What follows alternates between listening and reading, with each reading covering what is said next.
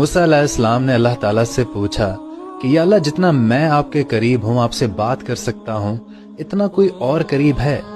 तो अल्लाह ताला ने फरमाया कि ए मूसा, आखिरी वक्त में एक उम्मत आएगी। वो उम्मत हजरत मोहम्मद सल्लल्लाहु अलैहि वसल्लम की होगी, और उस उम्मत को एक महीना ऐसा मिलेगा जिसमें वो खुश्क होंठों, प्यासी जुबान, सूखी हुई आंखें और भूखे पेट जब इफ्तार करेंगे, तब मैं उनके बहुत करीब होऊंगा।